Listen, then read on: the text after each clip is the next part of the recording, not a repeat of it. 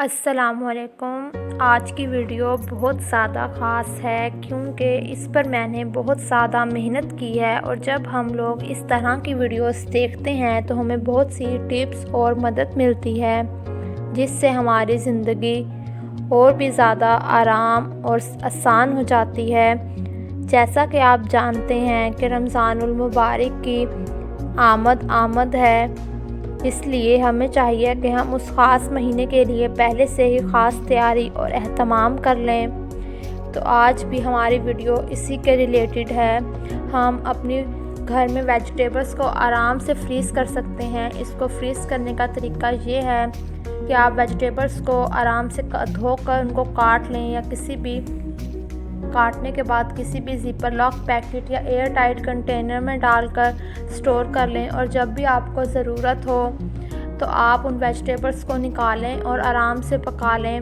آپ کیرٹس کو دھو کے، گاجروں کو آرام سے ان کو کیوبز میں کاٹ کے ان کو ایئر ٹائٹ کنٹینر میں یا زیپر لاک پیکٹ میں ڈال کر آرام سے فریز کریں، اور جب ضرورت ہو پھر اس کو نکال کر پکا لیں۔ اسی طرح مختلف سبزیاں جیسے مٹر وغیرہ بھی ہم آرام سے سیو کر سکتے ہیں۔ تو آپ اس طرح آرام سے اپنی سبزیوں کو سٹور کر کے ماہ رمضان کے مہینے میں جب بھی آپ کو ضرورت ہو سبزی پکانی ہو تو آپ نکالیں اور پکائیں۔ ٹماٹر کو ہم آرام سے فریز کر سکتے ہیں۔ ٹماٹر کو فریز کرنے کا طریقہ یہ ہے، ٹماٹر کو دھو کر کٹ کریں، اس کو چاپر میں ڈال کر چاپ کر لیں، یا تو اس کا پیسٹ آپ آئس کیوب میں فریز کر سکتی ہیں، آئس کیوب میں ڈال کر، یا پھر اس کو آپ پیوری بنا کر ایئر ٹائٹ کنٹینر میں ڈال کر فریج میں رکھ لیں، اور جب آپ کو ضرورت ہو تو آپ اس کو پیوری کو یا آئس کیوبس کو نکال کر سالن میں اپنے ڈال سکتی ہیں۔ اس سے بہت مزے کا ٹیسٹ آتا ہے، اس کا کوئی کلر بھی چینج نہیں ہوتا ہے۔ اس طرح جب آپ لوگ یہ ویڈیو دیکھیں گے آپ کو ٹپس ملیں گی، آپ کی مدد ہوگی تو آپ خوش ہوں گے اور ہمیں بھی دعائیں دیں گے۔ تو اپنی دعاؤں میں ہمیں بھی رمضان المبارک میں یاد رکھیں۔ اس طرح آپ ہرے دھنیوں کو بھی سیو کر سکتے ہیں۔ ہرے دھنیوں کو سیو کرنے کا طریقہ یہ ہے کہ آپ اس کو دھو کر اس کے موٹے ڈنڈل نکال دیں۔ نکالنے کے بعد اس کو باریک چاپ کر لیں یا چھری سے کاٹ لیں، اور کاٹنے کے بعد آپ اس کو اخبار یا ٹیشو پیپر میں رکھ دیں اور فریج میں رکھ دیں۔ آپ کا آرام سے 10-15 دن دھنیا خراب نہیں ہوگا۔ اگر دوسرا طریقہ یہ بھی ہے کہ آپ ہرے دھنیے اور ہری مرچوں کی چٹنی بنا کر فریج میں رکھ دیں تو اس کا کلر بالکل بھی چینج نہیں ہوگا، اور جب بھی آپ کو ضرورت ہو دہی وغیرہ میں، رائتے میں آپ نے ڈالنا ہو تو آپ آرام سے اس کا پیسٹ، چٹنی آپ کی تیار ہوگی تو آپ آرام سے اپنے رائتا یا دہی وغیرہ میں استعمال کر سکتے ہیں۔ اس طرح آپ کا دھنیا آرام سے فریز ہو جائے گا اور بالکل بھی یہ خراب نہیں ہوگا۔ آپ ہرے دھنیا کو باریک کاٹ کے آئس کیوب میں بھی سیو کر سکتی ہیں، اس سے بھی یہ بالکل بھی خراب نہیں ہوتا، اور جب آپ کو ضرورت ہو ایک آئس کیوب نکالیں اور استعمال کریں۔ ہم پیاز کو بھی اپنے گھر میں فریز کر سکتے ہیں، اس کو سٹور کر سکتے ہیں۔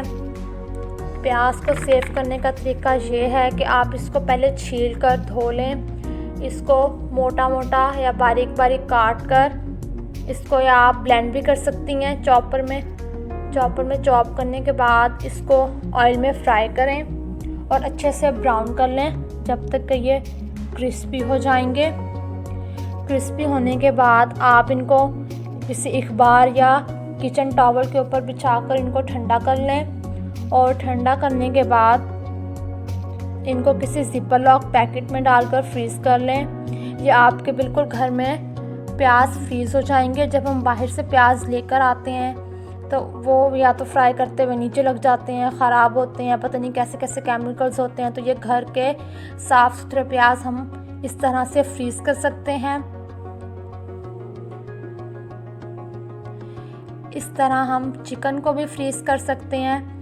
چکن تو رمضان المبارک میں بہت زیادہ استعمال کی جاتی ہے، بچے بڑے ہر کوئی شوق سے کھاتا ہے چکن۔ ہر چیز میں استعمال ہوتی ہے، سموسے، chicken samosa, chicken sandwiches, پیزے، burgers. بچے تو چکنز کے ہر کوئی دیوانہ ہے، تو چکن کو بھی آپ آرام سے فریز کر سکتی ہیں۔ چکن فریز کرنے کا طریقہ یہ ہے کہ آپ اس کو یا پورا چیسٹ اس کا پیس دھو کے اس کو اوپر آپ تھوڑا سا آئل لگا دیں تاکہ اس کا کلر چینج نہ ہو، یا چھوٹے چھوٹے کیوبس میں کٹ کر کے اس کو رکھ دیں کسی زپر لاک میں یا ایئر ٹائٹ کنٹینر میں، بالکل بھی اس کا کلر خراب نہیں ہوگا، اور جب ضرورت ہو اس کو استعمال کریں۔ ادرک لہسن کو بھی ہم سیو کر سکتے ہیں تاکہ ماہ رمضان میں جب ہم نے روزہ رکھا ہو، پھر اچانک اگر ہمیں کچھ بنانا پڑ جائے تو پھر ہمیں ادرک پہلے چھیلنی پڑتی ہے، پھر لہسن چھیلنا پڑتا ہے، تو اس لیے آپ کو چاہیے کہ آپ پہلے اس کو بنا کر رکھ دیں تاکہ آپ کا ٹائم سیو ہو اور زیادہ سے زیادہ وقت عبادت میں گزرے۔ اس کے لیے آپ کو چاہیے کہ آپ ادرک لہسن کو چاپر میں چاپ کر لیں، موٹا موٹا یا باریک جیسا آپ کو پسند ہے۔ تو اس کو جب آپ چاپ کریں گے اس میں تھوڑا سا آئل ڈالیں، آئل ڈالنے سے اس کا کلر خراب نہیں ہوگا، اور جب اس کا پیسٹ بن جائے تو پیسٹ کسی ایئر ٹائٹ کنٹینر میں یا زپر لاک پیکٹ میں ڈال کے آپ اس کو فریز کر لیں، یہ بالکل بھی خراب نہیں ہوگا، اور آپ کے 15 سے 20 دن آپ کے آرام سے گزر جائیں گے، اور اس طرح آپ کا وقت بھی ماہ رمضان میں ضائع نہیں ہوگا اور آپ زیادہ سے زیادہ اپنی عبادت کر سکیں گی اور ہمیں بھی دعائیں دیں گی آپ۔